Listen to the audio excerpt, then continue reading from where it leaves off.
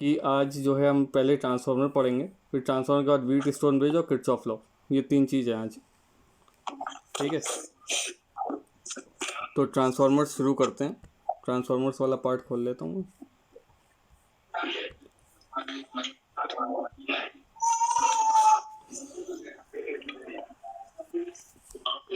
दिख रहा है ना भैया? हाँ भाई।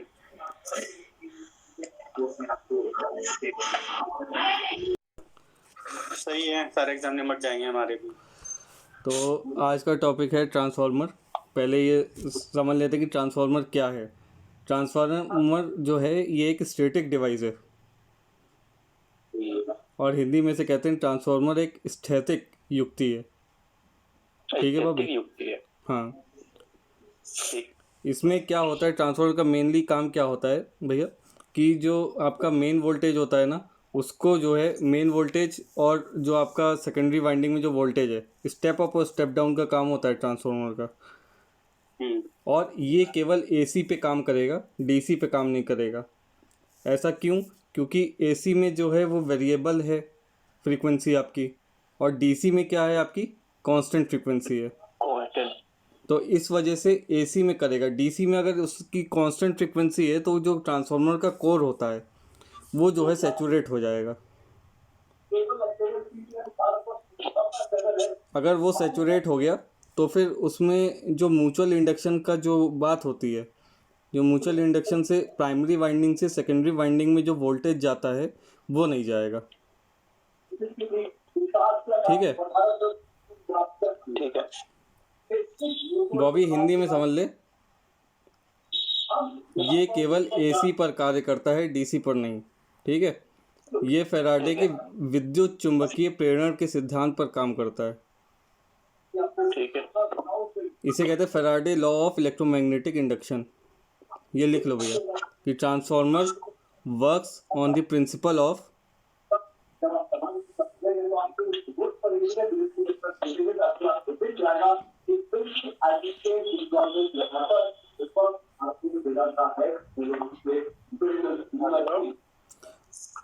फैराडेज लॉ ऑफ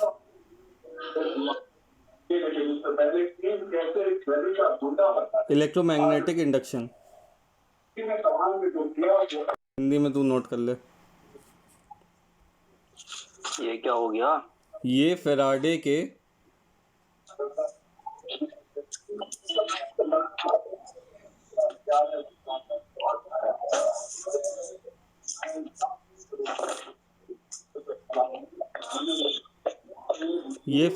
के विद्युत चुंबकीय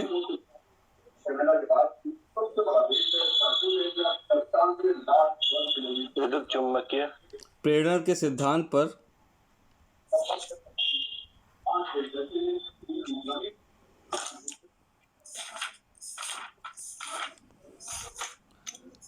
के सिद्धांत पर कार्य करता है।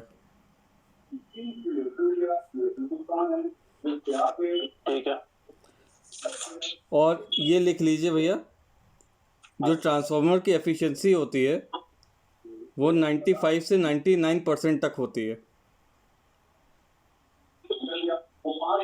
तभी वो एक अच्छा ट्रांसफार्मर माना जाता है। 90 to 95। 95 से 99।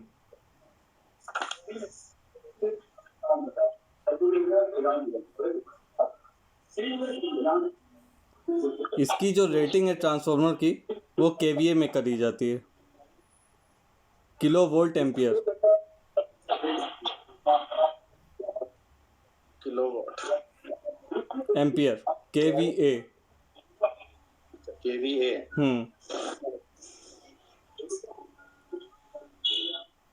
Kilowatt ampere. जी। अब इसके बाद नेक्स्ट बात करेंगे हम ट्रांसफार्मर के पार्ट्स की। स्लाइड देख सकते हैं आप लोग। तो इसमें जो पार्ट्स होते हैं, पहला है कोर आपका, primary winding, secondary winding, conservator, एक बचॉल्स रिले लगी रहती है, मेन टैंक होता है, एक ब्रीदर होता है, एक्सप्लोजन वेंट, ट्रांसफार्मर ऑयल्स और बुशिंग। अगर इसमें देखेंगे तो आपने ये देखा होगा 500 kVA का जो ट्रांसफार्मर आपके गली मोहल्ले में लगा रहता है, ये वो ट्रांसफार्मर है आपका। ये जो है आपकी बुशिंग्स हैं जिससे आपकी सप्लाई जाती है, ये होती है एक्चुअली में सेकेंडरी वाइंडिंग से कनेक्टेड, ठीक है। और ये आपका ऑयल गेज होता है और ये होता है कंजर्वेटर। ये इसलिए लगाया जाता है कि जब भी ऑयल का जो टेम्परेचर जो अंदर होता है ना, ऑयल ट्रांसफार्मर के अंदर जो तेल होता है उसका जो टेम्परेचर है, उसका टेम्परेचर कांस्टेंट रखने के लिए ये ऑयल लगाया जाता है। और ऑयल ख़राब ना हो या उसका ऑक्सीडेशन ना हो, उसके लिए आपका ये ब्रीदर होता है। जो ये ब्रीदर यूनिट है ना, ये ब्रीदर काम करता है, पिंक कलर का होता है ये ब्रीदर। बाकी आपकी जो ये डिटेल्स हैं ट्रांसफार्मर की, ये नेम प्लेट यहाँ पे लगी होती है, उस पर लिखी होती है। तो एक एक पार्ट में अब समझाऊंगा आपको कि पहले कोर क्या होता है और बाकी सब चीज़ें क्या होती हैं, ठीक है। तो कोर है, ध्यान से सुनिएगा आप लोग। इसका जो मेन जो उद्देश्य या मेन जो पर्पस होता है, जो आपका जो मैग्नेटिक फ्लक्स होता है ना, जो प्राइमरी वाइंडिंग से सेकेंडरी वाइंडिंग में जाता है मैग्नेटिक फ्लक्स, उसको एक पाथ प्रोवाइड कराता है, इजी पाथ, ठीक है। ये जो है एक परत के फॉर्म में बनाया जाता है। परत in the sense small small slices समझ लीजिए। जैसे आप आलू काटते हो ना, तो आलू में जो आप पतले पतले स्लाइसेस करते हो, उतने पतले पतले स्लाइसेस में इनकी परतें बनाई जाती हैं सिलिकॉन स्टील की। ये लिख लीजिए, सिलिकॉन स्टील की परतें बनाई जाती हैं।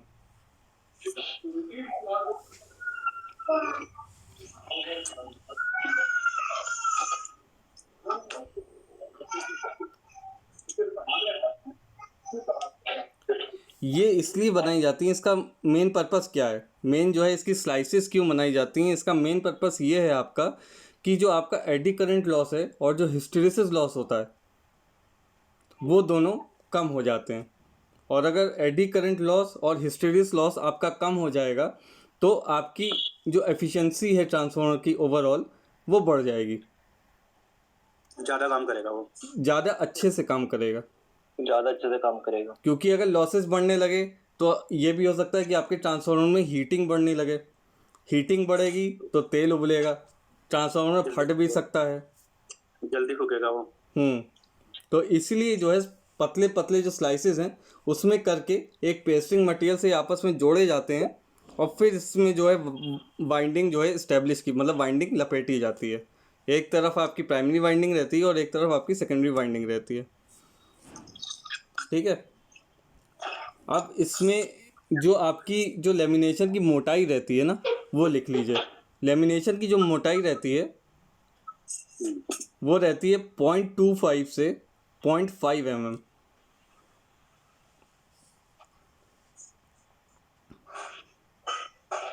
0.5 से 0.25 से 0.5 mm।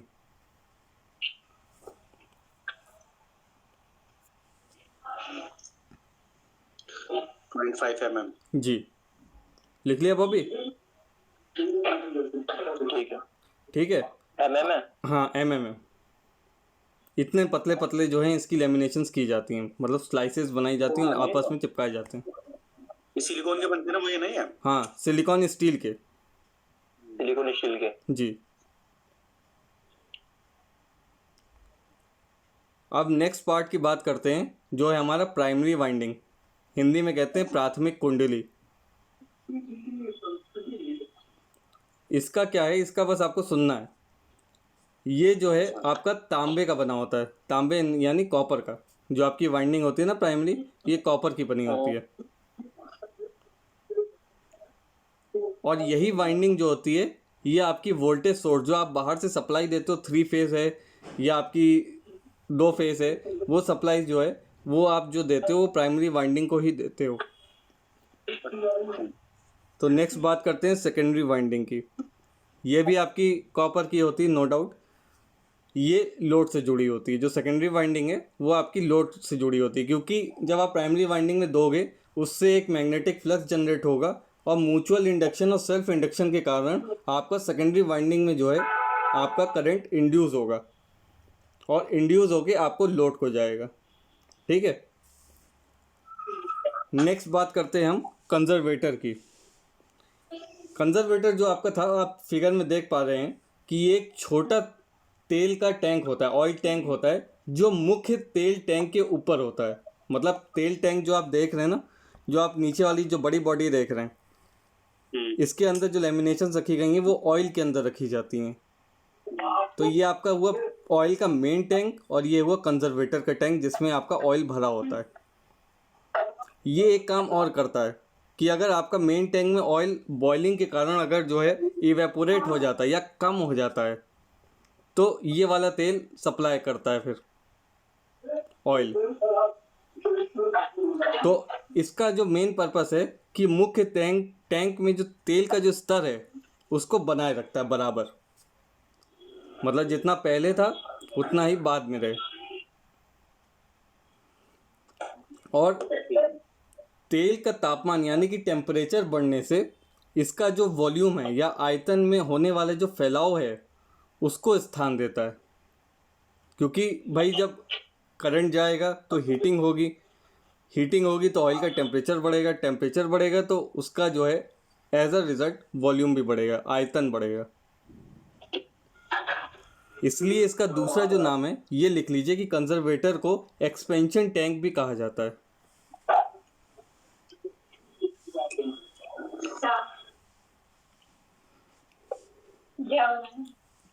दोबारा बताना क्या था?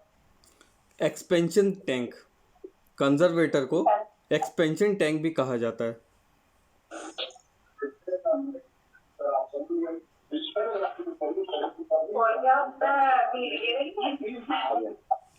एक और छोटा सा इंपॉर्टेंट पॉइंट और लिख लीजिए। वाइंडिंग में जो आपका जो हीट वो पैदा होती है उसके कारण जो तेल का जो टेम्परेचर है, ऑयल का जो टेम्परेचर है वो लगभग 20 से 95 डिग्री सेल्सियस के बीच में होता है। 95 क्या था ये? 95 टेम्परेचर होता है ऑयल का।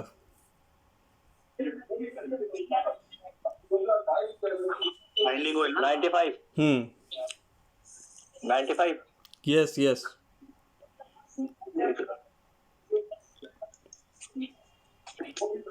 नेक्स्ट बात करते हैं बचौल्स रिले की, या बकोल्स रिले भी आप लोग जो कहते हैं वही कह दीजिए। इसका जो मेन काम है, जो ट्रांसफार्मर में जो इंटीरियर फॉल्ट्स होते हैं, जैसे कि आपका टेम्परेचर बढ़ा या फिर वाइंडिंग हीटिंग के कारण कहीं से टूट गई, या कोई भी आपका इन द सेंस अंदर का वॉल्यूम बढ़ रहा है या प्रेशर बढ़ रहा है, तो ये क्या करेगी, ये रिले एक अलार्म बजाएगी और साथ ही साथ ट्रांसफार्मर को जो सोर्स है ना, आपका स्रोत है, उससे अलग भी कर देगी जब बच जाएगा ट्रांसफार्मर। हाँ, जब कोई भी फॉल्ट होगा तो कैसे अलग करेगी। ये जो है जो मेन वाइंडिंग आपकी होती है ना, मेन वाइंडिंग के साथ ये कनेक्शन में रहती है रिले। तो जैसे ही कोई भी फॉल्ट होगा, एकदम से ज़्यादा करंट आ गया मान लीजिए सोर्स से, तो क्या करेगी, ये करंट गया बचौल रिले में, तो बचौल रिले में क्या है, हीटिंग के कारण जो है वहाँ पे एक वायर होता है, फ्यूज़ की तरह काम करती है, वो टूट जाएगा। वो जैसे ही टूट गया तो उसका सर्किट से कनेक्शन अलग हो गया। तो जब कनेक्शन अलग हो गया तो सर्किट ऑफ हो गया, तो ट्रांसफार्मर एज अ रिज़ल्ट आपका ऑफ हो गया। ऐसे ये ट्रांसफार्मर को बचा लेती है और सोर्स से डिस्कनेक्ट कर देती है। समझ में आया बॉबी?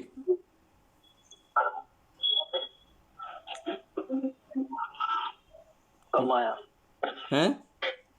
हमारे ट्रांसफार्मर में लगा कहाँ है? इसमें ये कनेक्शन में नहीं है ना अभी। अगर कनेक्शन में होता तो मैं दिखा देता इसमें कि बचौल सिले कहाँ लगी है। ये तो सिंपल ऐसा ही जो है इसका स्कीमेटिक डायग्राम है। ओके, मैं कनेक्शन का जो है फ़ोटो ढूंढूंगा कहीं इसके कनेक्शन का, अगर हो तो मैं बताऊंगा। मैंने असल में प्रैक्टिकली देखा है ना ये, तो इसलिए मैं बता पा रहा हूँ ये सब चीज़ें। हम लोग जाते थे वहाँ से, जब कॉलेज में थे तो इंडस्ट्रियल विजिट्स पे जाते थे हम लोग। तो इंडस्ट्रियल विजिट्स में हम लोग ने सब चीज़ें ये प्रैक्टिकली देखी हैं, सब स्टेशन पर। अच्छा। बॉबी, ओके। ओके। अब बात करते हैं हम लोग मेन टैंक की। मेन टैंक यानी मुख्य टैंक। एक अच्छा, उसमें एक चीज़ और, एक पॉइंट ऐड कर लीजिए, जो बकौल सिलेक का मैंने आपको बताया ना, उसको सर्किट ब्रेकर की तरह जो है ये कार्य करता है। ये लिख लीजिए, स्वचालित। बॉबी, हिंदी में स्वचालित कहते हैं इसे, सर्किट ब्रेकर को। स्वचालित, ठीक हाँ। है।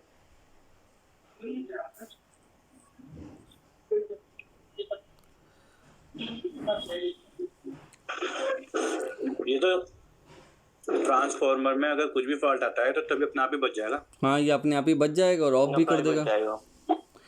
भैया ये जो आप डायग्राम देख रहे हो ना, इसमें आपको मैं बता सकता हूँ किस साइड है। ये जो आपका टैंक है ना, हाँ है। और ये मेन टैंक है आपका। इसमें आपस में जो कनेक्ट करने वाली जो पाइप है, इसमें जो लाइन दिख रही है आपको, छोटी वाली, हाँ। हाँ, यहीं पे ये बचौल सिले जो है कनेक्टेड होती है। अभी डायग्राम में दिख नहीं रहा, लेकिन यहीं पे कनेक्टेड होती है एकदम। मैं समझ गया, जो लाइनिंग दिख रहा है 1 2 3 4 5 है। हाँ हाँ हाँ, वहीं पे कनेक्टेड रहता है आपका, वहीं मिलेगा आपको।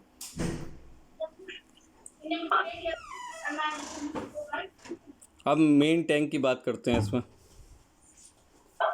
जो आपका नीचे बड़ा वाला टैंक है ना, मेन इसकी बस यही काम है कि इसी में आपका तेल भी भरा होता है और आपका कोर, जिसमें आपकी वाइंडिंग लपटी हुई होती है, इसमें डुबोई जाती है। बस इसका मेन काम ये है। एक फिर आता है ब्रीदर आपको उसमें दिख रहा होगा ना। तो ये एक काम इस तरीके से करता है कि जब ट्रांसफार्मर का तेल जो है जब कूल डाउन हो जाएगा तो वो थोड़ा सा कंप्रेस होगा, मतलब सिकुड़ गया, ठीक है। तो कंजर्वेटर के, मतलब जो आपका कंजर्वेटर जो होता है ना, उसका जब खाली जो हिस्सा होगा, जब तेल सिकुड़ेगा तो तेल ऊपर से नीचे जाएगा, तो कुछ खाली हिस्सा होगा वहाँ कंजर्वेटर में। तो उसके ऊपर की जो हवा होती है, वायुमंडल की वायु जो होती है, उसको ब्रीथिंग का जो है काम कराने में मदद करेगा ये। मतलब इन द सेंस कि जब कंजर्वेटर से आपकी जो ऊपर की जो खाली हवा है, क्या जो हमारा स्पेस है बिना तेल का, वो वाला ना। हाँ, वो वाला। इमेजिन कर पा रहे किस तरीके से मैं बता रहा हूँ आपको। हाँ। और आसान भाषा में बताता हूँ कि जब कंजर्वेटर में जब हवा जो है एंटर करती है, जो खाली स्पेस है, तो उससे जब हवा एंटर करेगी तो नमी भी एंटर करेगी साथ में, ह्यूमिडिटी आपकी। तो उसको रोकने के लिए जो ब्रीथर होता है उसमें आपका कैल्शियम क्लोराइड डाला जाता है और साथ में सिलिका जेल डाला जाता है। वो इसलिए डाला जाता है कि आपकी जो नमी है, ह्यूमिडिटी है, उसको सोख ले। अगर उसको नहीं सोखेगा तो उसके साथ जो वाटर ड्रॉपलेट्स होंगी वो भी चली जाएंगी मेन टैंक में, और ऑयल का जो कंसंट्रेशन है ना, वो बिगड़ जाएगा। तो मेन पर्पस जो है, उससे जो ट्रांसफार्मर की एफिशिएंसी है वो आपकी घट जाएगी।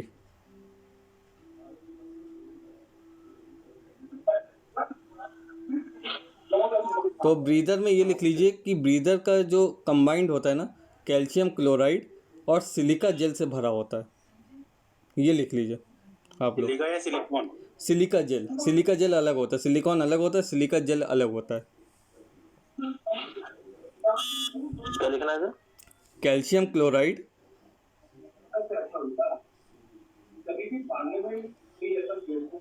और सिलिका जेल, CaCl2। CaCl2 ना? जी जी।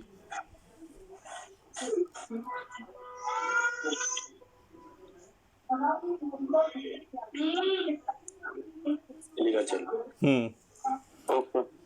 और इसका मेन पर्पस ये होता है कि जो ह्यूमिडिटी होती है या जो आपकी नमी होती है उसको सोख लेता है ये ब्रीदर।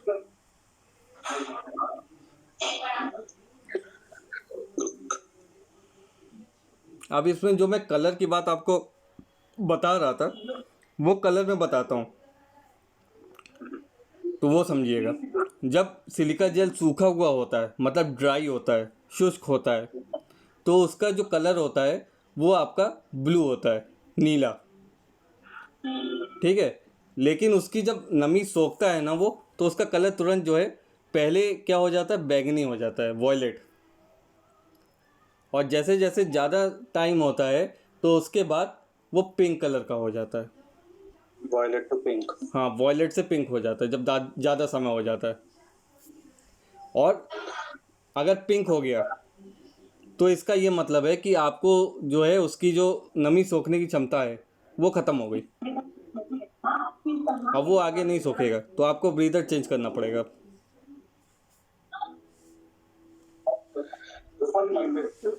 लिख लिया ये। हो गया। ठीक है। अगर आपको ब्रीदर चेंज नहीं करना है, दूसरा मतलब आपको दूसरा ये कैल्शियम क्लोराइड और सिलिका जेल नहीं डालना है, तो इसका एक तरीका भी है। वो ये तरीका है कि इसको बाहर निकाल के दोबारा से प्रयोग करने के लिए 150 से 200 डिग्री सेल्सियस तक पकाना होगा। और साफ करके दोबारा लग। हाँ, तो ये फिर से जो है फिर आपका काम करने के लिए एज इट इज़ हो जाएगा। गाड़ियों में वो लगते हैं ना एसी के लिए हाँ हाँ, फिल्टर। अच्छा अच्छा, हाँ वैसे ही काम हो गया इसका तो। हाँ ये उसी तरीके से काम है।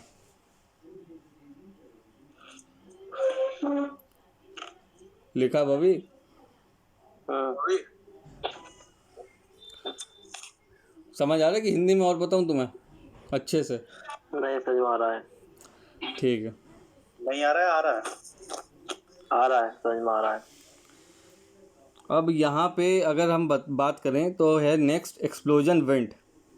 तो यहाँ पे एक्सप्लोजन वेंट लगा नहीं, नहीं तो आप एक देखते होंगे ट्रांसफार्मर से पाइप निकलता हुआ दिखता होगा यहाँ ऊपर की साइड। हाँ लगा होता है ऊपर से। ऊपर से होता है, देखा है भैया आपने? देखा तो है पर याद नहीं। चलिए कोई बात नहीं। इसको जो है ना, इसे हम प्रेशर रिलीज वॉल्व भी कहते हैं, एक्सप्लोजन वेंट को। क्योंकि अंदर का जो प्रेशर है ना, जब ऑयल इवेपोरेट करेगा तो अंदर एक प्रेशर डेवलप होगा। तो भाई एक बॉडी की भी तो क्षमता होगी, मेन टैंक की क्षमता होगी कितना प्रेशर झेल सकता है। एक तरीके से आपकी बाइक में ये साइलेंसर की तरह है। जैसे बाइक में साइलेंसर लगा होता है ना फ्यूम गैसेस को निकालने के लिए, वैसे ही ये प्रेशर को कम करने के लिए वेंट की तरह काम करता है। अगर प्रेशर बढ़ जाएगा तो बॉडी फट भी सकती है ट्रांसफार्मर की। हाँ तो इसीलिए ये वेंट लगा होता है कि जब भी एक्सेसिव प्रेशर होगा तो एक्सेसिव एयर जो होगी, जो अधिकतम मात्रा में जो वायु होगी अंदर, उसको बाहर निकालने के लिए, इजेक्ट करने के लिए ये एक्सप्लोजन वेंट आपका दिया जाता है, लगाया जाता है। ठीक है। अब ये कैसे काम करेगा, इसको आप खोल के भी नहीं रख सकते। अगर आपने खोल के रख दिया एक्सप्लोजन जो आपका वेंट है, अगर आपने खोल के रख दिया तो अंदर का जो तेल है उसमें ऑक्सीडेशन हो जाएगा, नमी भी आ जाएगी। तो क्या होता है कि ये इस तरीके का पाइप होता है, ऐसे दिख रहा है, इस तरीके का पाइप होता है ये एल शेप का, उल्टा एल। तो उसमें जो है मेन टैंक और उसके बीच में एक डायफ्राम लगाया जाता है। और जब प्रेशर अंदर से जब ज़्यादा बढ़ जाता है तब ये डायफ्राम टूटता है, और एक्सेसिव प्रेशर होने के कारण ये बाहर तब हवा निकलती है। समझे? एक पतली परत होती है डायफ्राम, बॉबी, पतली परत होती है, वो एक्सप्लोजन वेंट और मेन टैंक के बीच में लगाई जाती है ताकि बाहर के एटमॉस्फेयर से वो डिस्कनेक्टेड रहे, मतलब अलग रहे। अलग रहे। जब प्रेशर ज़्यादा बढ़ेगा तो वो लेयर टूटेगी, तब बाहर जाएगा वो। अच्छा ठीक है। ठीक है। ठीक है। अब नेक्स्ट बात करते हैं ट्रांसफार्मर ऑयल की।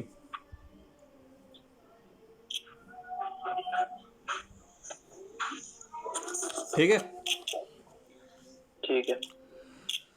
अब ट्रांसफार्मर में मेन सवाल ये उठता है कि जब आपका करंट बह रहा है, सब चीज़ मेन फ्लक्स वगैरह हो रहा है, तो ये हीट कहाँ से पैदा हो रही है? इसका कोई आंसर दे सकता है मुझे? ऊष्मा कहाँ से बन रही है? जो इसमें तेल है वो हीट अप कर रहा है इसको। हम्म। तेल की तो अभी हम बात ही नहीं कर रहे हैं, हम तो सिर्फ ये पूछ रहे हैं कि हीट क्यों हो रहा है। तो उसमें वो आ रहा है ना, सप्लाई आ रही है, यूज हो रहा है उसका। नहीं, सप्लाई आ रही, यूज़ हो रहा है, वो भी ठीक है भाई। एफिशिएंसी उसकी जो है 98-99% है आपकी ट्रांसफार्मर की, लेकिन फिर भी उसमें सप्लाई जा रही है, सब कुछ जा रहा है, फिर भी हीट क्यों पैदा कर रहा है? मैग्नेटिक फ्लक्स की वजह से। ज्यादा बड़ मैग्नेटिक वो नहीं, जो उसमें जब आप सप्लाई दे रहे हो तो आपने वो तो कर दिया, लैमिनेशन तो कर दिया, लेकिन आपने एक चीज़ पढ़ी होगी कि लॉसेस कभी भी ज़ीरो नहीं होते, थोड़े बहुत लॉसेस जरूर रह जाते हैं। हिस्टेरेसिस और एडी करंट, थोड़े बहुत लॉसेस रह ही जाएंगे हमेशा। 100% एफिशिएंट कोई भी मशीन नहीं होती। तो उन लॉसेस की वजह से इसका जो टेम्परेचर है वो बढ़ता है और उसके कारण हीट पैदा होती है। हाँ, और जो आप कह रहे हैं कि ऑयल बॉयल होता है उस वजह से होती है, ऑयल जो डाला जाता है वो उसको कूल डाउन करने के लिए डाला जाता है उसमें। एज अ कूलेंट है वो। हाँ, एज अ कूलेंट काम करता है वो।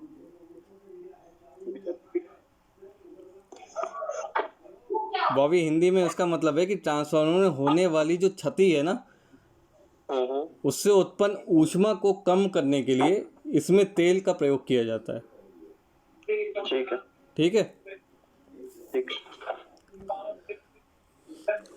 अब आपने ये बताया कि इसका जो है कूलेंट की तरह प्रयोग किया जाता है, लेकिन इसका एक और प्रयोग है, ये इंसुलेशन का काम भी करता है। लेयर्स के बीच में जो इंसुलेशन प्रोवाइड करना होता है वो इंसुलेशन का काम भी ये करता है, ऑयल।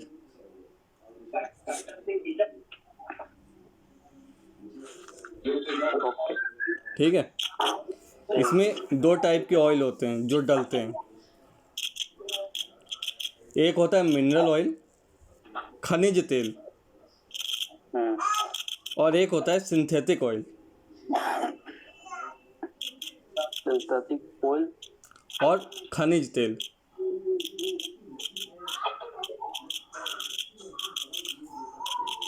अब नेक्स्ट बात कर लेते हैं बुशिंग की।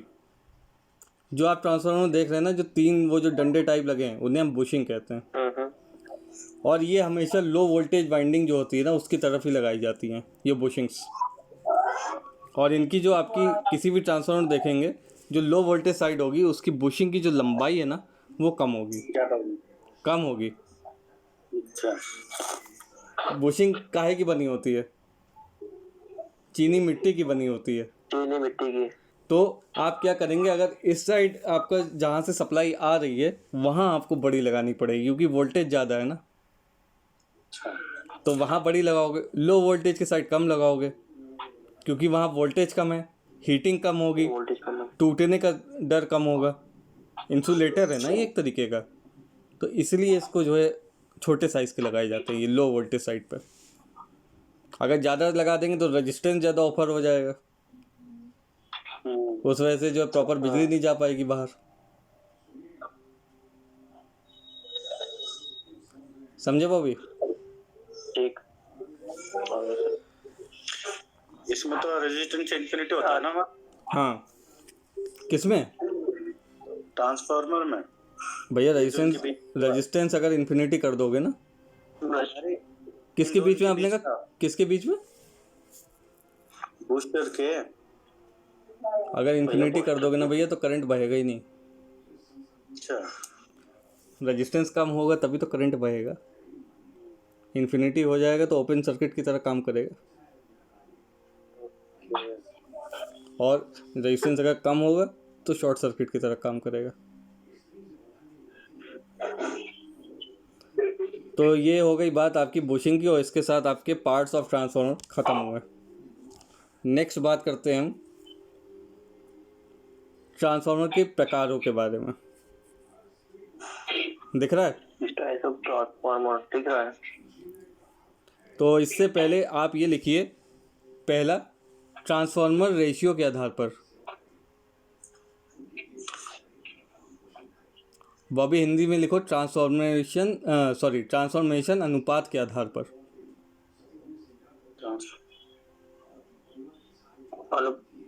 अनुपात के आधार पर। हाँ,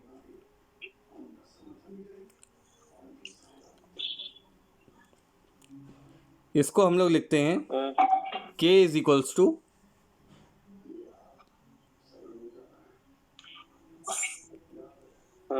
NS upon NP। NS upon NP, ठीक है भैया, लिख लिया आपने? हाँ, इसका मतलब ये है कि NS मतलब होता है कि नंबर ऑफ टर्न्स, आप लिख लीजिए NS is equals to secondary side में जो टर्न्स होंगे अपॉन प्राइमरी साइड के जो टर्न्स होंगे कॉइल में। तो उसके आधार पे आप देख पा रहे होंगे, आप लोग देख पा रहे होंगे दोनों लोग, उसके आधार पे जो मैंने आपकी जो राइट वाली इमेज बनाई है ना, उसमें है एक है स्टेप डाउन ट्रांसफार्मर और एक है स्टेप अप ट्रांसफार्मर। ये ट्रांसफार्मर रेशियो के आधार पे जो है ट्रांसफार्मर के दो टाइप होते हैं। हिंदी में बॉबी इसको बोलते हैं ऊंचाई ट्रांसफार्मर और अपचाई ट्रांसफार्मर। पहले कौन सा था? ऊंचाई ट्रांसफार्मर और अपचाई ट्रांसफार्मर।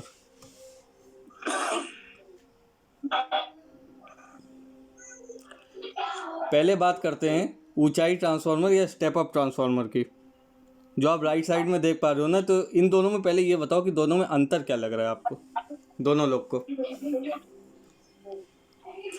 ये जो इसकी बाइंडिंग हो रही है ना, इसका फर्क है। वाइंडिंग में किस में ज़्यादा है किस में कम है? दोनों प्राइमरी सेकेंडरी के रिस्पेक्ट में बताइएगा। स्टेप डाउन में जो है ना सेकेंडरी, उसमें कम है, ज़्यादा कि जो वो है प्राइमरी उसमें ज़्यादा है उसके अकॉर्डिंग। बाकी दोनों की सेकेंडरी और प्राइमरी तो सेम सेम है। ये जो अपोजिट साइड में आ रही है ना, इसमें तो इससे क्या समझ पा रहे हैं आप बॉबी? तुम बताओ इससे क्या समझ पा रहे हो कि एक तरफ टर्न कम है एक तरफ टर्न ज़्यादा है? एक तो लोड ज्यादा पड़ेगा। नहीं, मैं बताता हूँ। स्टेप अप पहले आप लोगों ने लिखा ना, ऊंचाई ट्रांसफार्मर। तो इसका क्या काम होता है? स्टेप अप में आप देख पा रहे होंगे कि प्राइमरी के जो टर्न्स हैं आपके, वो आपके कम हैं और सेकेंडरी के टर्न्स ज़्यादा हैं।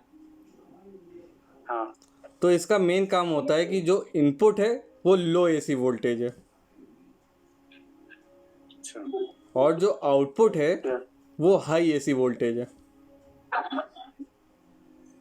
तो इसका जो मेन काम है, इसका मेन काम ये होता है कि लो AC वोल्टेज को हाई AC वोल्टेज में कन्वर्ट करना। K is equal to VL upon HV। अभी नहीं,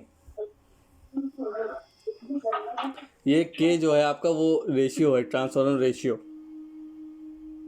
तो इसका जो ट्रांसफॉर्मेशन रेशियो है, सॉरी, आपका स्टेप अप का, वो 1 रहेगा, मतलब 1 से अधिक रहेगा हमेशा। स्टेप ना। हाँ, अब इसमें एक पॉइंट लिख लीजिए जो सबसे इम्पोर्टेंट है, ये हर जगह पूछा जाता है, हर कंपटीशन में। स्टेप अप रेशियो का जो बन जाएगा, क्या? स्टेप अप रेशियो का, वो स्टेप अप जो ट्रांसफार्मर है उसका रेशियो 1 है। 1 से अधिक, मोर देन 1।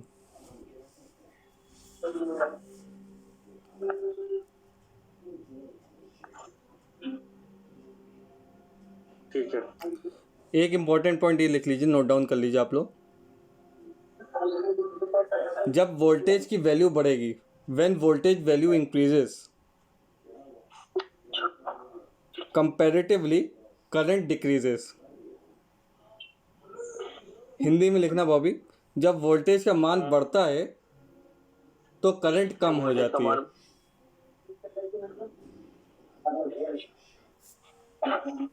जब वोल्टेज का मान बढ़ता है तो करंट कम हो जाती है। वोल्टेज हाई जाएगी तो करंट लो हो जाएगा। इनवर्स रिलेशन होता है ना हमेशा। ठीक है। नेक्स्ट की बात करते हैं स्टेप डाउन ट्रांसफार्मर, जो आप देख पा रहे हैं पहली जो इमेज है, उसमें आप देख रहे हैं कि प्राइमरी की जो टर्न है वो आपके ज़्यादा हैं और सेकेंडरी के टर्न कम है। तो इससे आप ये रिज़ल्ट निकाल पा रहे हैं कि ये हाई एसी वोल्टेज को लो एसी वोल्टेज में बदलेगा। हाई टू लो, उसमें क्या था, लो टू हाई, हाई वोल्टेज को लो वोल्टेज में बदलेगा। Step down. इसका जो ट्रांसफॉर्मेशन रेशियो है वो 1 से कम होगा।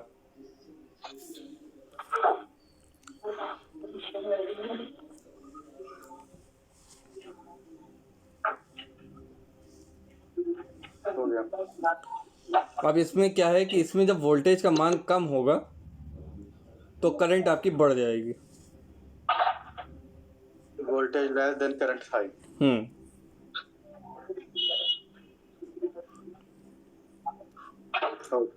अब नेक्स्ट बात करते हैं कोर के आधार पर। तो ये वाली जो इमेज देख रहे हैं ना, ये कोर के आधार पे है। कौन सी वाली है? ये सेकंड वाली, कोर टाइप और शेल टाइप जो लिखा है ना।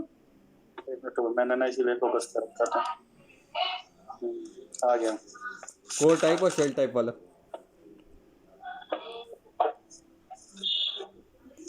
तो ये उस आधार पे है, कोर की संरचना, यानी कि कंस्ट्रक्शन ऑफ कोर के बेसिस पे अब जो है ट्रांसफार्मर के 3 प्रकार होते हैं। पहला है आपका कोर टाइप ट्रांसफार्मर, लिख लीजिए। लिखवाओ। कोर टाइप ट्रांसफार्मर, हिंदी में भी यही लिखते हैं बॉबी। सेकंड है शेल टाइप ट्रांसफार्मर।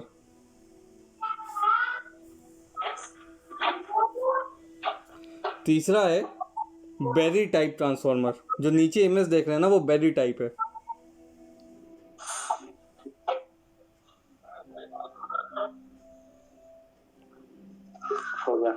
हो गया बॉबी, हो गया। पहले कोर टाइप ट्रांसफार्मर की बात करते हैं। अब जो आप कोर देख रहे हैं ना, जो चौकोर डब्बा बना, पहला इमेज देखिएगा कोर टाइप में, वो आप देखेंगे तो कुछ एल टाइप की आकृति बनी हुई है।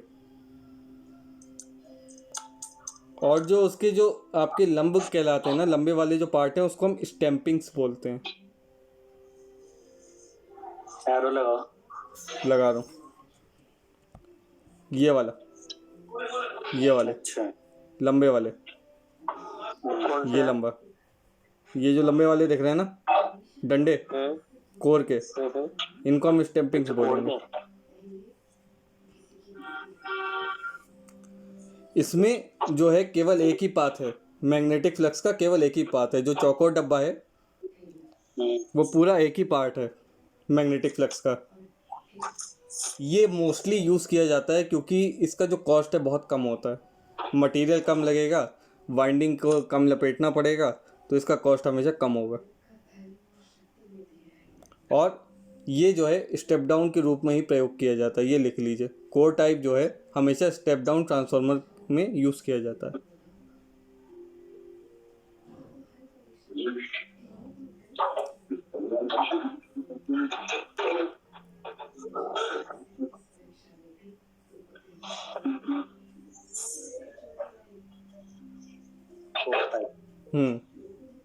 हो गया। अब फिर से फिगर पे देखिएगा। अब नेक्स्ट आइए शेल टाइप। तो ये आपको कुछ ई टाइप, ई शेप का दिख रहा होगा शेल टाइप। तो इसका यही है कि ये जो है ई के शेप में होता है। ई तथा आई आकृति की जो स्टैंपिंग्स होती है ना, आप बीच में देख सकते हैं। अगर ये आप बीच वाली जो साइड वाली स्टैंपिंग है उसको अगर आप गायब कर दें तो ये आई शेप में आ जाएगा पूरा। हाँ। और वैसे ई के शेप में, हाँ ई या आई के शेप में होगा। ये जो है स्टेप अप और स्टेप डाउन दोनों तरह के ट्रांसफार्मर में यूज होगा। Shell type as a step up और एज अ स्टेप डाउन दोनों तरीके से हम यूज कर सकते हैं इसे। स्टेप डाउन में स्टेप तब भी। इसका जो प्रमुख फीचर है, मेन फीचर है कि हम शेल टाइप क्यों यूज करते हैं, वो लिख लीजिए। क्योंकि जो फ्लक्स लीकेज होता है वो सबसे कम होता है इसमें।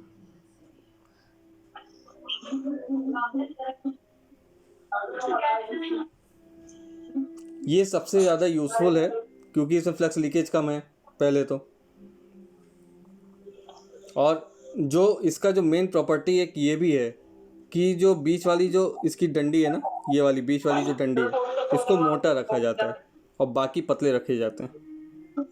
बीच वाले को क्या करते हैं? मोटा रखा जाता है, मोटा, और बाकी पतले रखे जाते हैं दोनों। ऐसा क्यों? फ्लक्स लिंकेज के लिए, म्यूचुअल इंडक्शन की जो प्रॉपर्टी होती है फ्लक्स लिंकेज के लिए, अगर इसको हम पतला रख देंगे और बाकी मोटे रख देंगे तो तार आपका पिघल जाएगा, फ्लक्स लिंक नहीं हो पाएगा। बीच वाली हाथी हमारी और बाकी के लोग हैं। ठीक है। नेक्स्ट आता है बैरी टाइप ट्रांसफार्मर। जो नीचे वाला ट्रांसफार्मर आप लोग देख रहे हैं ना, ये वाला, ये एक बैरी के शेप में आपको दिख रहा होगा, गोल गोल। हाँ दिख रहा है। तो अब इसका मतलब समझते हैं। जो बैरी है आपका, ये आपका जो होता है वो लेमिनेटेड कोर जो है आपका, वो मध्य भुजा होती है। मतलब बीच वाली जो लाइन है ना, वो लेमिनेटेड कोर की तरह काम करता है। ये जो इसमें जो बीच वाली लाइन ये दिख रही है ना, ये वाली जिसमें गोला बना हुआ है, ये लेमिनेटेड कोर होते हैं इसके मध्य भाग। हाँ, इसमें जो फ्लक्स लीकेज है ना, इसका सबसे बड़ी प्रॉपर्टी ये है कि लगभग 0 के बराबर होता है फ्लक्स लीकेज इसमें, न्यूनतम, बहुत मिनिमम। और इसकी जो एफिशिएंसी होती है, इस टाइप के ट्रांसफार्मर की जो एफिशिएंसी होती है ना, वो सबसे ज़्यादा अधिक होती है इन दोनों से।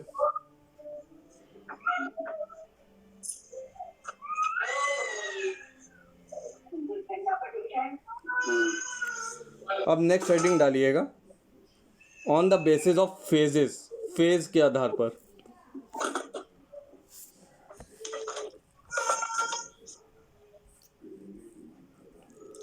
फेज के आधार पर हमारे 2 टाइप के ट्रांसफार्मर होते हैं। एक होता है सिंगल फेज ट्रांसफार्मर और एक होता है 3 phase transformer. Single phase transformer और 3 फेज ट्रांसफार्मर। ये जो भैया आप शेल टाइप ट्रांसफार्मर देख रहे हो ना, इसको हम 3 फेज में भी यूज़ कर सकते हैं। इनकी जो 3 जो वो है ना डंडे, 3 फेसेस की तरह काम करेंगे। 3 फेज में भी यूज़ कर सकते हैं इसे हम। कोर और शेल दोनों ही? कोर नहीं, शेल, ओनली शेल। मतलब शेल इसलिए यूज़ कोर भी कर सकते हैं, लेकिन शेल इसलिए यूज़ करते हैं क्योंकि इसमें फ्लक्स लिंकेज, मतलब जो आपका फ्लक्स लीकेज होता है ना, वो बहुत कम होता है। तो हमको एफिशिएंसी भाई ज़्यादा ही चाहिए। फ्लक्स लीकेज अगर होने लगे तो एफिशिएंसी जो है ओवरऑल घट जाएगी। तो इसलिए हम जो है इस शेल टाइप को प्रयोग करते हैं इसमें ज़्यादातर। सिंगल फेज का समझ लीजिए कि ये एक फेज का होता है। ये पहली बात तो ये है। और ये जो है 250 वोल्ट पे काम करता है। ये लिख लीजिए, single phase transformer operates on 250 volt supply. 250 volt हाँ, कार्य करता है बस। ठीक है। अब इसका उपयोग लिख लीजिए। यूजेस बताओ। स्टेबलाइजर,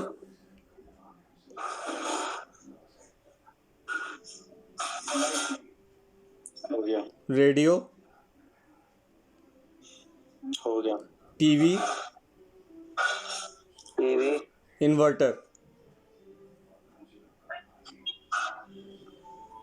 हो गया। जो छोटे वाले ट्रांसफार्मर देखे होंगे ना, बच्चा ट्रांसफार्मर आप लोग ने, वो सिंगल फेज ट्रांसफार्मर होता है। जो अभी मैंने ईमेल लगाई थी ट्रांसफार्मर वो स्टार्ट करने से पहले, वो सिंगल फेज ट्रांसफार्मर ही था। अच्छा, जो मतलब छोटे छोटे चीजों में लगे होते हैं। हाँ, छोटे चीजें इतने जो लगे होते हैं, इतनी साइज होती है। हाँ, इतने साइज होती है। तो वो सिंगल फेज ट्रांसफार्मर होते हैं हमारे सारे। अच्छा। ये आप बात करते हैं 3 फेज ट्रांसफार्मर की। ये जो ऑपरेट करेगा वो 250 वोल्ट से ज़्यादा पे करेगा। जो आपके मोहल्ले में लगे होते हैं ना, ये सब 3 फेज ट्रांसफार्मर है, 250 वोल्ट से ज़्यादा पे करेगा। 3 फेज वाला होता है और 250 वोल्ट से ज़्यादा पे करेगा।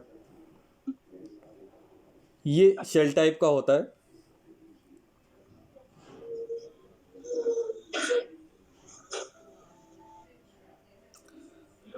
एक और पॉइंट लिख दीजिए, 3 प्राइमरी वाइंडिंग होती हैं और 3 सेकेंडरी वाइंडिंग होती हैं इसकी।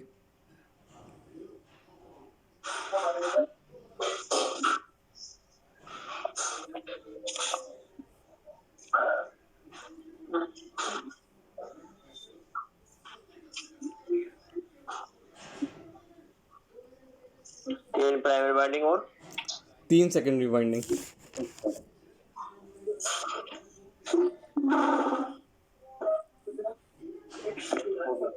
हो गया। अब नेक्स्ट लिखिए आउटपुट के आधार पर। इसके आधार पर आउटपुट के आधार पर। आउटपुट के आधार पर ये इमेज दिख रही होगी आप लोग को, दिख रही है। बना लीजिए इसको। ऑटो ट्रांसफार्मर 2 टाइप के होते हैं, एक होता है ऑटो ट्रांसफार्मर और एक होता है इंस्ट्रूमेंट ट्रांसफार्मर।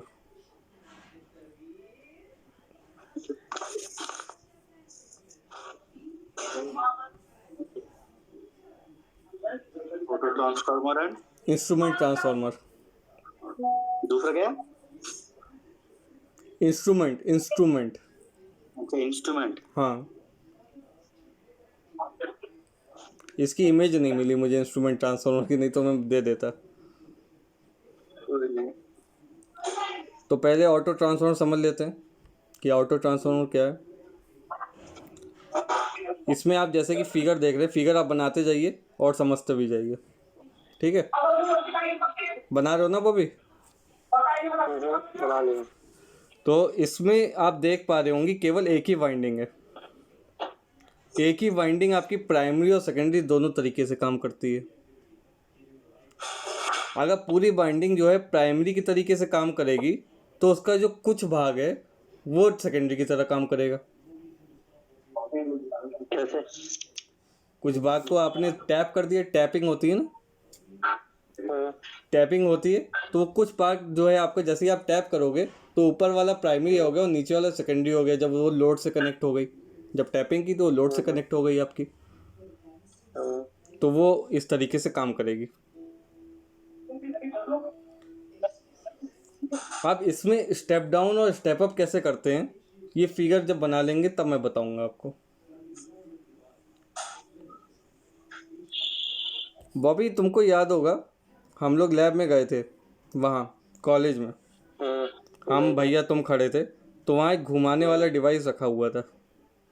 रखा था उसे जो रियोस्टेट नहीं रखा था, एक सिलेंड्रिकल सा घुमाने वाला रखा था भैया, याद है आपको? रखा था। वही ऑटो ट्रांसफार्मर था। अच्छा, जिसमें हम लोग ऐसे ऐसे घुमा रहे थे, काला वाला वो रेगुलेटर लगा था। हाँ काला, हाँ लगा था। तू पूछ रहा था क्या है ये, तो वही वो ऑटो ट्रांसफार्मर था वो। अच्छा। तो अब इसमें ये समझ लीजिए कि स्टेप अप और स्टेप डाउन कैसे होती है। अगर पूरी वाइंडिंग जो है प्राइमरी है, प्राइमरी की तरह काम कर रही है, जो पूरी जो आपने वाइंडिंग एक बनाई है वो प्राइमरी की तरह काम कर रही है, और उसका कुछ भाग हमने थोड़ा सा भाग जो है वो हमने सेकेंडरी कर दिया, तो वो हो गया स्टेप डाउन। कैसे हुआ कि प्राइमरी के टर्न्स ज़्यादा हैं ऊपर और नीचे सेकेंडरी के टर्न्स कम है, तो भाई यही तो काम होता है स्टेप डाउन ट्रांसफार्मर की, कि प्राइमरी के टर्न्स ज़्यादा हैं और स्टेप डाउन में मतलब सॉरी सेकेंडरी की कम है, तो वो स्टेप डाउन हो गया तुम्हारा। दोबारा बताओ दोबारा। पूरी वाइंडिंग है, जो पूरी वाइंडिंग आपने ड्रॉ कर रखी है, फिगर में बताता हूँ मैं, जो ये पूरी वाइंडिंग ड्रॉ कर रखी है ये प्राइमरी की तरह एक्ट कर रही है, ठीक? अगर ये जैसे ये वाला एरो है ये हम यहाँ पे ले आए तो सेकेंडरी में कम हो गए टर्न्स, सेकेंडरी में 2 ही टर्न्स है, प्राइमरी में इतने टर्न्स हो गए, तो ये स्टेप डाउन की तरह काम करेगा। और अगर यही चीज़ हम करें कि ये वाला एरो ऊपर ले गए, जैसे यहीं पे रखा है, इस नीचे से ऊपर ले गए, तो सेकेंडरी के टर्न्स बढ़ गए और प्राइमरी के घट गए, तो ये आपका स्टेप अप की तरह काम करेगा। ये किस प्रिंसिपल पे काम करता है? Self inductance. इसमें म्यूचुअल इंडक्टेंस नहीं होता, इसमें सिर्फ सेल्फ इंडक्टेंस होगा। सेल्फ इंडक्शन के सिद्धांत पे काम करेगा ये। स्वप्रेरण बॉबी,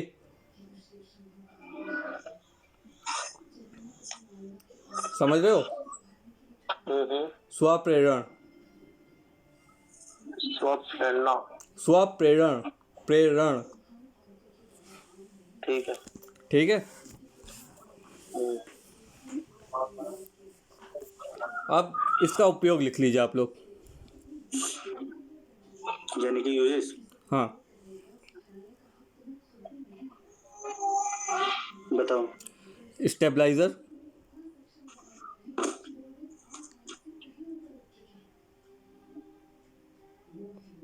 रेगुलेटर, बूस्टर या एसी फीडर, बूस्टर या AC feeder, starter of induction motor,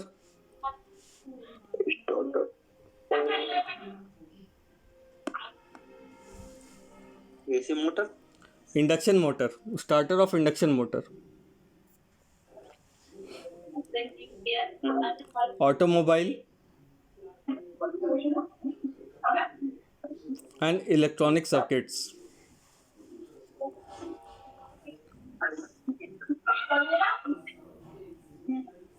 अब नेक्स्ट लिख लीजिए instrument transformer.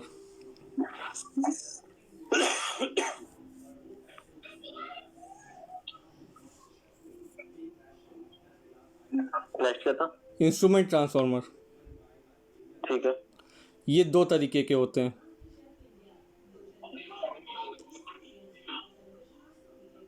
Current transformer, Hindi में कहते हैं धारा ट्रांसफार्मर, और पोटेंशियल ट्रांसफार्मर। करंट ट्रांसफार्मर सीटी।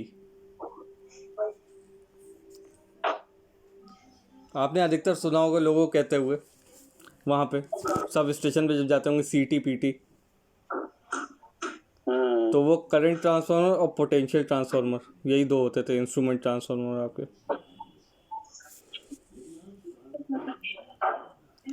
इसको थोड़ा ध्यान से समझिएगा, ये वैसे इंस्ट्रूमेंटेशन में काम आते हैं। इंस्ट्रूमेंटेशन वाले जो लोग होते हैं, टेक्नीशियन होते हैं, उनके में काम आता है ये जो करंट ट्रांसफार्मर, पहले करंट ट्रांसफार्मर बता रहा हूँ। इसका जो प्रयोग है ना, इसका जो यूज़ है वो एमीटर के तरीके से किया जाता है। एमीटर के साथ, मतलब एमीटर लगा दिया सीरीज में करंट ट्रांसफार्मर के, उसके साथ जो आपका मतलब जो एक्सेसिव करंट जा रही है उसको मेजर करने के लिए किया जाता है करंट ट्रांसफार्मर का यूज़। करंट को मेजर करने के लिए। हाँ, करंट ट्रांसफार्मर प्लस एमीटर, इसमें करंट को मेजर करने के लिए इसका यूज़ किया जाता है। और मुख्यतः से, मतलब यूजुअली, कॉमनली इसमें से 5 एम्पियर की करंट फ्लो होती है। 5 एम्पियर, 5 एम्पियर की करंट फ्लो होती है।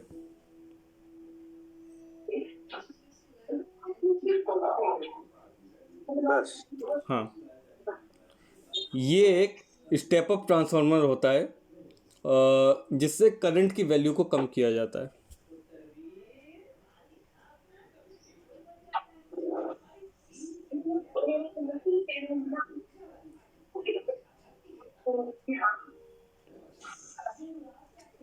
स्टेप ट्रांसफार्मर होता है जो करंट को कम करने के लिए यूज़ होता है, स्टेप अप ट्रांसफार्मर है।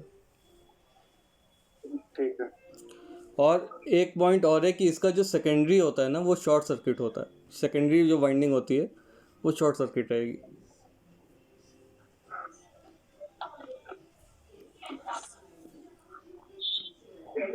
Short circuit.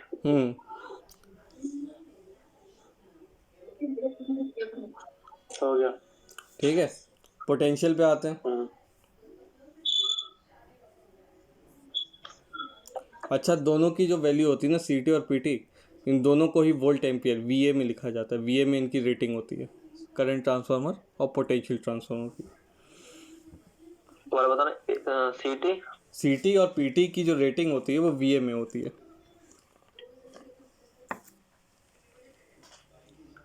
हो गया। अब पीटी की बात करते हैं कि जो पीटी है उसका जो प्रयोग है वो वोल्ट मीटर के साथ, मतलब मैक्सिमम वोल्टेज को मेजर करने के लिए यूज़ होता है। PT plus volt meter measurement, voltage measurement के लिए यूज़ किया जाता है। मैक्सिमम वोल्टेज को। हाँ,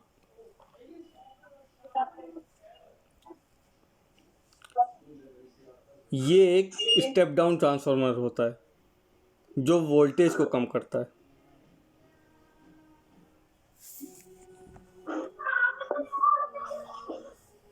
स्टेप डाउन ट्रांसफार्मर है जो वोल्टेज को कम करेगा। वोल्टेज लेस कर पाऊंगा। बस लगभग ख़त्म पे ही हैं आप। ट्रांसफार्मर मतलब ट्रांसफार्मर एंड होने जा रहा है। अब इसके बस लॉसेस आपको लिखवाने हैं। इसमें बस लॉसेस लिख लीजिए, 3 प्रकार के होते हैं। फॉर्मूले पे क्वेश्चंस आएंगे नहीं टेक्नीशियन में, इस वाले एग्ज़ाम में। डीआरडीओ वाले के लिए मैं अलग से बताऊंगा उसमें न्यूमेरिकल्स। तो ट्रांसफार्मर की हानियाँ, लॉसेस ऑफ ट्रांसफार्मर। लॉसेस ये 2 तरीके के होते हैं। पहला है आयरन लॉस। आयरन लॉस, ठीक है। आयरन लॉस के ही 2 पार्ट हैं, एडी करंट लॉस और हिस्टेरिसिस लॉस। एडी करंट तो देता हूँ। और हिस्टेरिसिस हानि।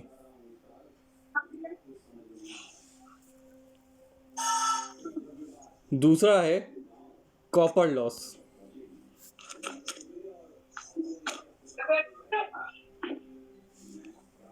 इसे हम ताम्र हानि भी कहते हैं। क्या? ताम्र हानि, कॉपर लॉस है ना, कॉपर को ताम्र कहा जाता है।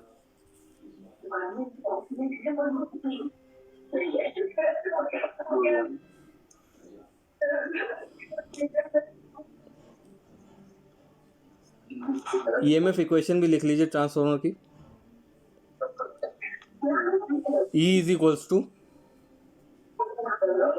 4.44 4.44 phi f n. M f और एन। दोबारा बोलना एक बार।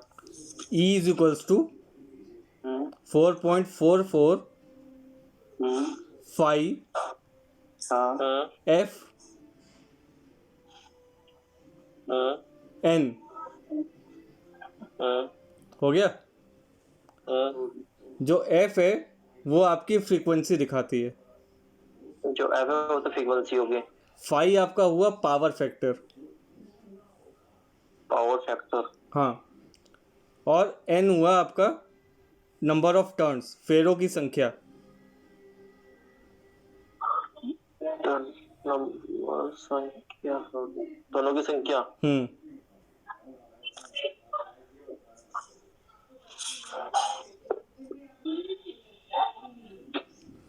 अब कुछ इंपॉर्टेंट पॉइंट्स हैं ट्रांसफार्मर के, वो मैं बता देता हूँ। बताओ। 500 केवीए से कम जो जिनकी पावर होती है ना ट्रांसफार्मर की, उनको जो है नेचुरल एयर के थ्रू जो है ठंडा किया जाता है। उसमें ऑयल नहीं यूज़ होता है हमारा।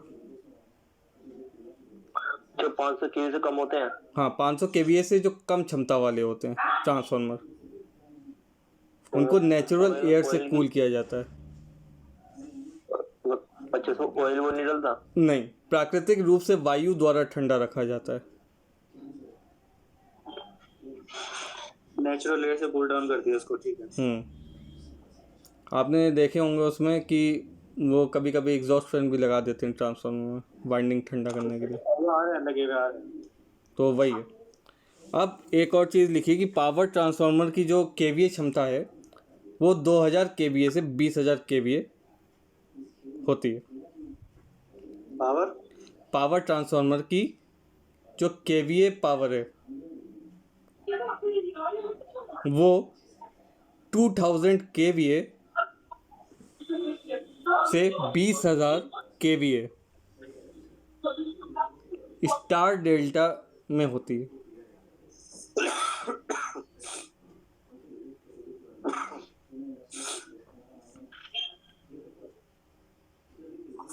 ठीक है। हाई टेंशन ट्रांसफार्मर 15,000 केवीए से अधिक पावर का होता है।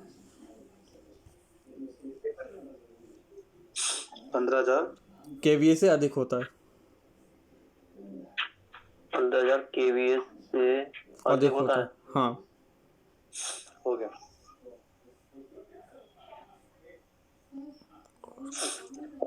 और कुछ तो बचा नहीं। नेक्स्ट टॉपिक क्या? कुछ नहीं, मुझे अपनी शक्ल नहीं दिख रही है।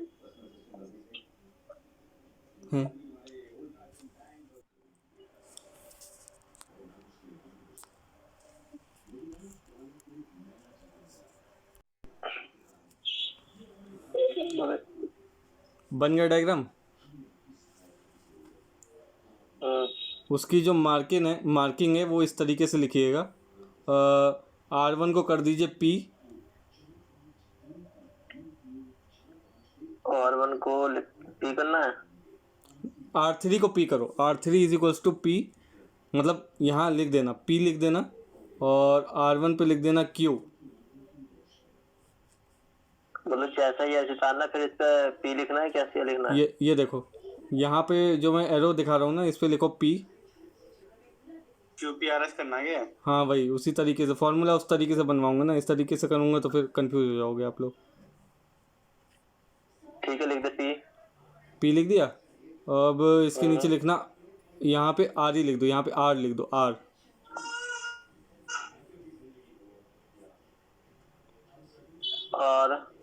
और यहाँ पे लिखो Q।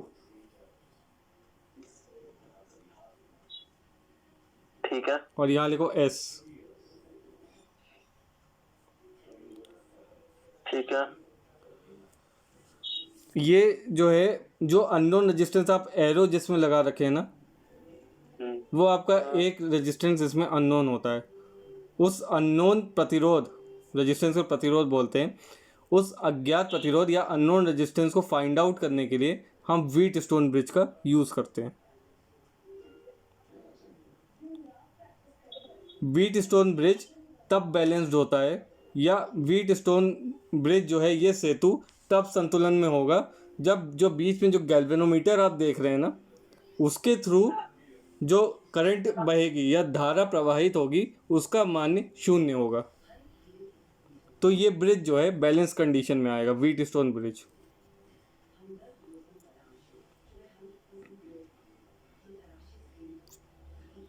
और इसी कंडीशन में आपका जो है, अब मैं फॉर्मूले लिखवा रहा हूँ, P/R is equals to Q/S।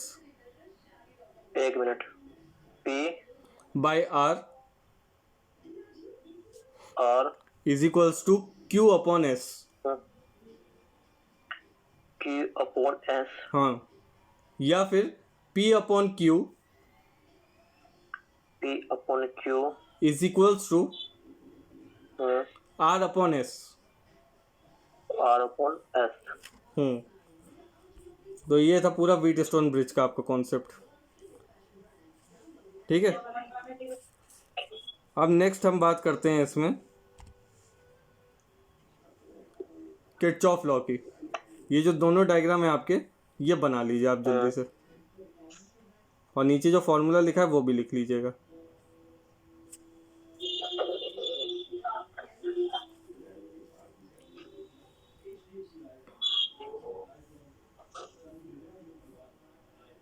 इनमें से ये जो दो टॉपिक मैंने आपको बताया ना, किरचॉफ लॉ, इसमें इनका ये क्वेश्चन, दोनों का एक एक क्वेश्चन जरूर आएगा।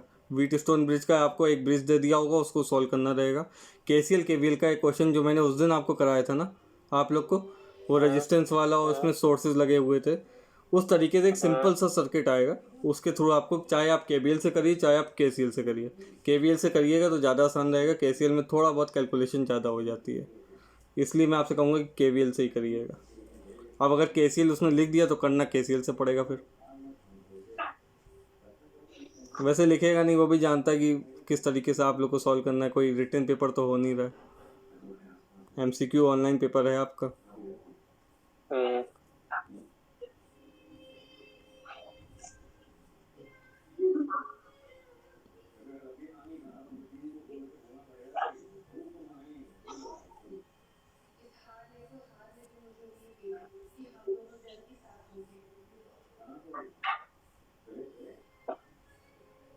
ये फॉर्मूले सही से दिखाई नहीं दे रहे, इनमें चिन्ह दिखाई नहीं दे रहा।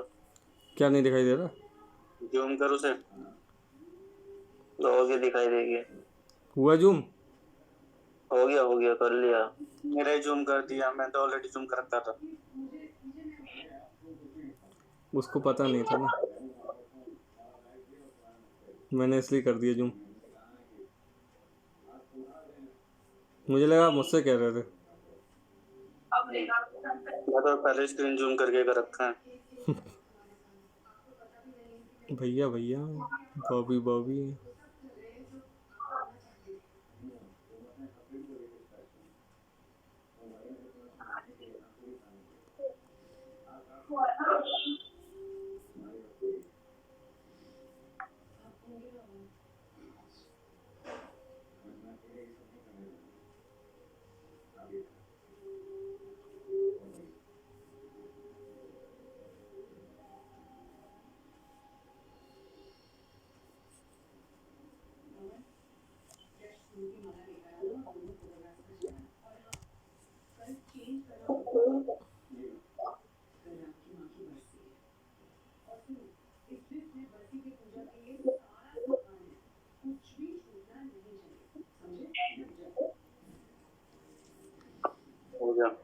हो गया बॉबी?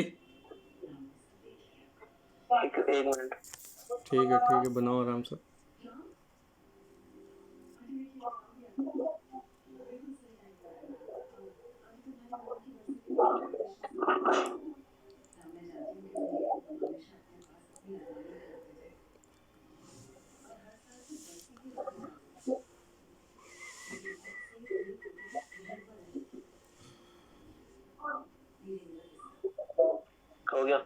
हो गया। अब पहले मैं बताता हूँ कि केसीएल क्या है। केसीएल होता है आपका किरचॉफ करंट लॉ। इसी को हम जंक्शन लॉ भी बोलते हैं और नोड लॉ भी बोलते हैं। बॉबी, हिंदी में नोड को संधि कहते हैं, संधि नियम। संधि नियम। किरचॉफ लॉ कहते हैं। और किरचॉफ करंट लॉ को जंक्शन लॉ और नोड लॉ, दो तरीके के होते, मतलब दो तरीके किरचॉफ लॉ हैं, एक है केसीएल एक है KVL. Kirchhoff current law, Kirchhoff voltage law. ठीक है। अब किरचॉफ करंट लॉ के अकॉर्डिंग क्या है, लॉ का मतलब क्या है वो मैं बताता हूँ। इस नियम के अनुसार या इस लॉ के अनुसार किसी भी खुले परिपथ, यानी किसी भी खुले हुए पाथ या किसी भी खुले हुए इलेक्ट्रिक पाथ की बात कर लें, या विद्युत परिपथ के नोड जो है, आप देख पा रहे होंगे, डायग्राम देखिएगा, जो आपके ये जो लाइंस बने ये पाथ हैं। ठीक है। और बीच में जो आपका पॉइंट है ना, उसको हम नोड कहते हैं, नोड या संधि। तो इस लॉ के अकॉर्डिंग उसमें से जितनी भी करंट आपकी जो है नोड की तरफ जा रही हैं, वो ब्लैक से मैंने बनाई हैं, दिख रही हैं? वो इक्वल होंगी कि जितनी भी करंट उस नोड से बाहर जा रही हैं, जो लाल कलर में मैंने रखी हैं। तो इस लॉ के अकॉर्डिंग यही है कि अंदर आने वाली करंट, नोड की तरफ आने वाली करंट बराबर होगी नोड से अलग होने वाली करंट के। ये लॉ यही कहता है। ठीक है। और इसमें जो आपने ये रखा ना, जो नोड की तरफ जो जा रही है करंट आपकी, जो आप नोड की तरफ देख रहे हो ना, जो नोड की तरफ आपकी करंट जो जा रही हैं वो आपकी प्लस में होंगी, और जो नोड से अलग हो रही हैं वो माइनस में होंगी। तो ये इस तरीके से लिखा जाता है कि मतलब जितनी भी करंट हैं उनका सम 0 के बराबर होता है। तो आपकी जो ये फॉर्मूले मैंने लिखा है ना, I1 plus I2 plus I3, ये आपके नोड की तरफ जा रही करंट, और जो हमारे इक्वल के उस साइड लिखी है वो एक्चुअली में नेगेटिव है। ऊपर वाले। हाँ, जो राइट हैंड साइड पे है, दाएं पर, ठीक है। वो इसका मतलब यही हुआ कि उसके I1 plus I2 plus I3 is equals to I4 plus I5 plus I6। ये जो है आपकी सब नेगेटिव थी, पहले इसी साइड थी। I1 plus I2 plus I3 minus I4 minus I5 minus I6, इन सब का सम 0 के बराबर होता है।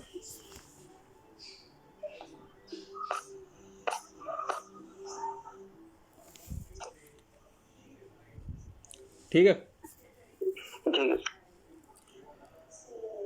और दूसरा जो लॉ है वो है आपका KVL। सुनने आदत भी है, जी। किरचॉफ वोल्टेज लॉ, या फिर लूप लॉ भी कहते हैं इसको।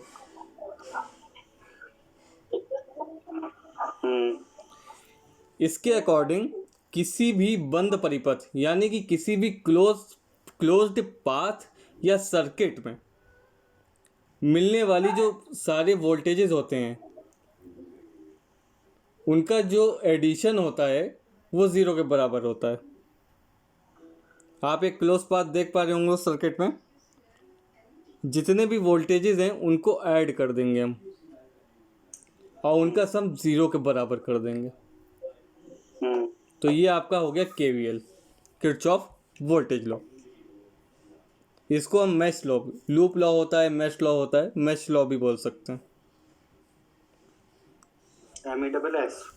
हाँ, MESH, मैश। मैश। जी। अब इसके कुछ पॉइंट लिख लीजिए जो मैंने उस दिन बताए थे लेकिन आप लोग ने लिखे नहीं थे, तो वो लिख लीजिए KVL के। बैटरी में प्लस से माइनस की ओर चलते हैं, अगर प्लस से माइनस की ओर जाएंगे बैटरी में सर्किट में, तो जो बैटरी का जो वोल्टेज है वो हम नेगेटिव में लिखेंगे, माइनस में। प्लस से माइनस की ओर। हाँ, प्लस से माइनस की ओर अगर जाते हैं तो वोल्टेज जो है हम माइनस में लिखेंगे उसमें, इक्वेशन में। हो गया। और अगर माइनस से प्लस की ओर जाते हैं बैटरी में तो वोल्टेज हमेशा प्लस में लिखेंगे हम, इक्वेशन में। वोल्टेज राइट है प्लस। हाँ, तो माइनस में होगा। तब तो प्लस तो नहीं, तब प्लस में भाई, तब प्लस में। तो अच्छा।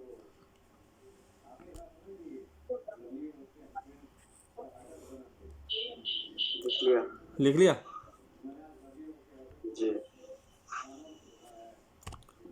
तो अब आपकी बारी आती है रीजनिंग, मैथमेटिक्स और कंप्यूटर अवेयरनेस, जो थोड़ा बहुत मैं बताऊंगा इसमें।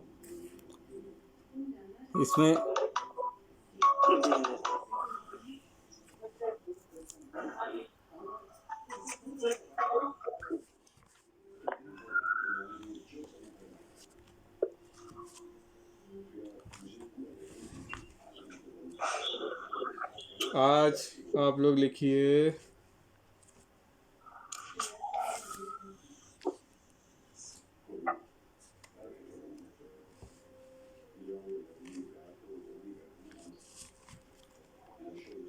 मैंने चूज किया था क्या लिखाना है आज।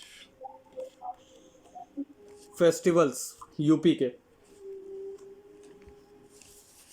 यूपी का इसलिए लिखा रहा हूँ क्योंकि भाई यूपी RVNL का है, तो इसमें यूपी के अधिकतर में इनमें से हो सकता है कि एक दो फंस जाए। ठीक है बॉबी? ठीक।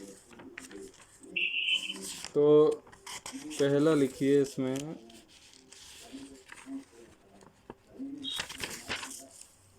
कुंभ मेला। दो मेन मतलब मेन जो है इसके फेस्टिवल्स हैं यूपी के। एक है आपका कुंभ मेला, और कुंभ मेले से जुड़ी हुई एक सबसे कॉमन जानकारी जो आपको पता होनी चाहिए, ये आपका 4 जगह पे लगता है। लिख लीजिएगा: हरिद्वार,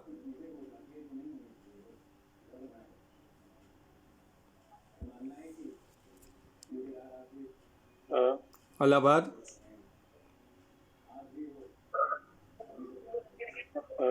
नासिक, नासिक और उज्जैन। और सेकंड फेस्टिवल है यूपी का ताज महोत्सव।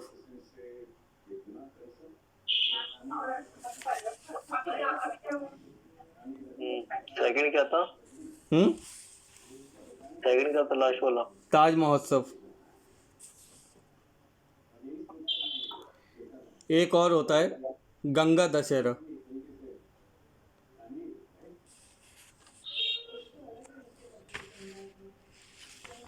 ताज महोत्सव कब होता है? ताज महोत्सव कब होता है? डेट नहीं है इन सब की। ताज महोत्सव लगता है और 10 दिन का इवेंट होता है ये शिल्पग्राम में। 10 दिन का इवेंट, ये 10 दिन का इवेंट होता है, इसे पूर्णिमा के आसपास लगता है शायद।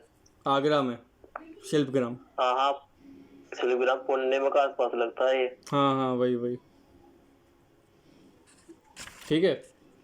अब इसमें क्या कह रहे भैया? गंगा दशहरा तो इस पे लगता है जो भी गाय है स्नान पर। अब डांस लिख लीजिए उत्तर प्रदेश के। नागिन डांस। Folk dance. बताऊं? बताओ। मयूर नृत्य या पीकॉक डांस? मयूर नृत्य या पीकॉक डांस?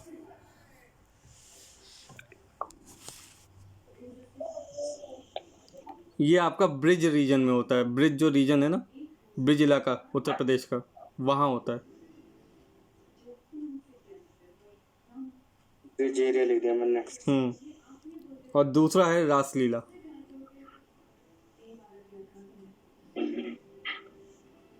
ये आपका होता है मथुरा और वृंदावन में।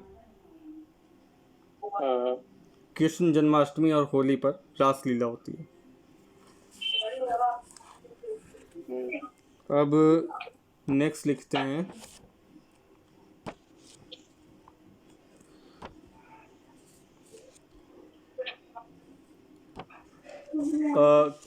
मतलब कौन कौन सी नदियां हैं यूपी में। तो पहला तो लिख लीजिए गोमती नदी, गोमती रिवर। लखनऊ। और जौनपुर, ये 2 जगह हैं।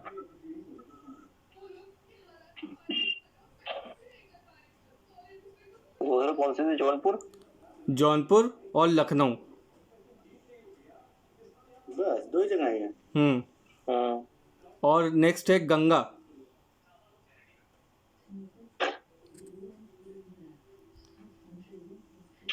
ये है आपकी मिर्ज़ापुर,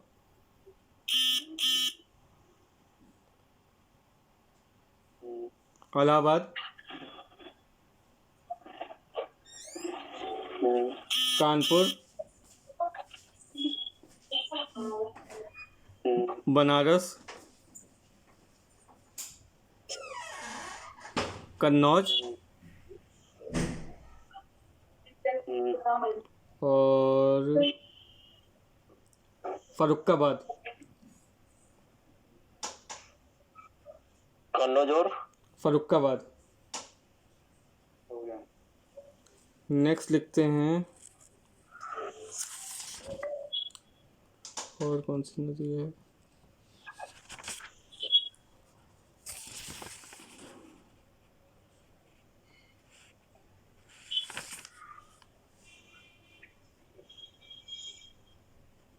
राप्ती नदी।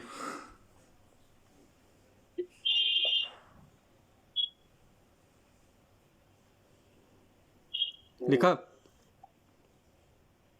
ये आपकी है गोरखपुर।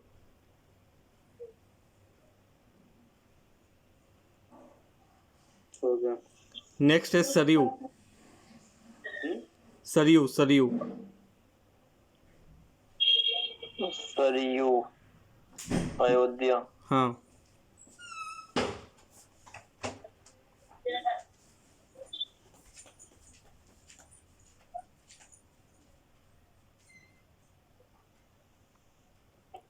नेक्स्ट लिखिएगा यमुना।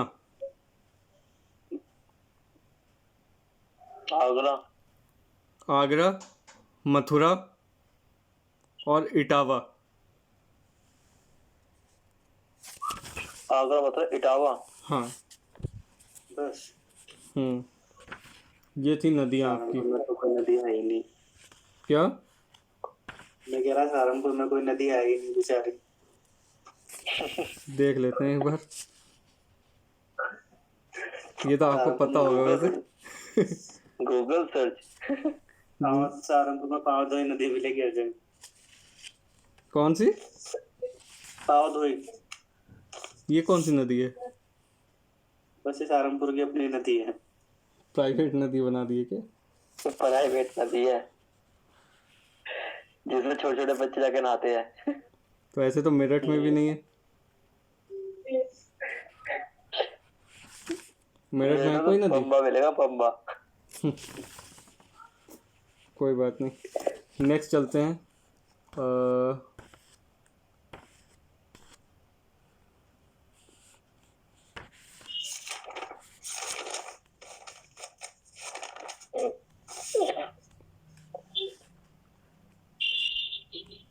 भैया लिखिएगा वाइल्ड लाइफ सेंचुरी।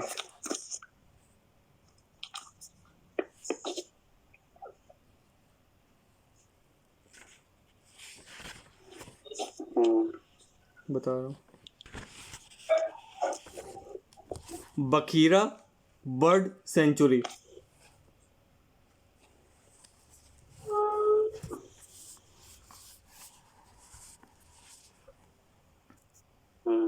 ये है आपकी संत कबीर नगर।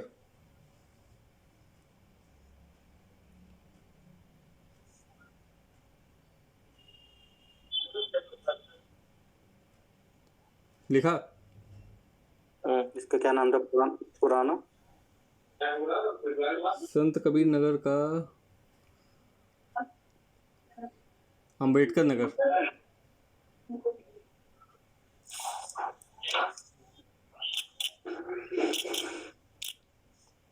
दूसरा है Chandraprabha wild life sanctuary.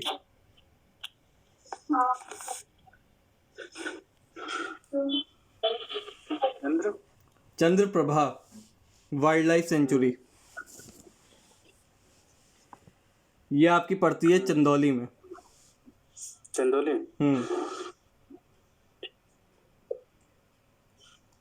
CHNDAULI। Chandauli में। यस। नेक्स्ट आती है हस्तिनापुर सेंचुरी। हस्तिनापुर तो मेरठ में। तभी तो मैंने बताया स्पेशली। हस्तिनापुर सेंचुरी। मेरठ, मुजफ्फरनगर,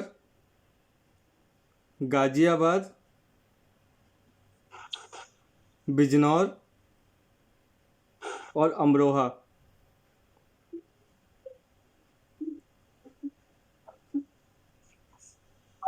गाजियाबाद, अमरोहा। बिजनौर भी है। बिजनौर। इन सभी सिटीज की कॉमन वाइल्ड लाइफ सेंचुरी है ये। मेरठ, मुजफ्फरनगर, बिजनौर, गाजियाबाद और अमरोहा। ये मुरादाबाद चला गया। हाँ। अब है Kaimur wild life sanctuary. Kaimur. Kaimur wild life sanctuary.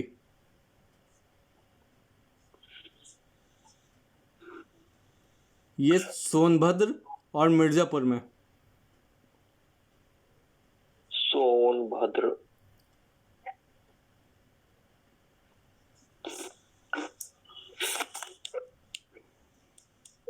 Mirzapur.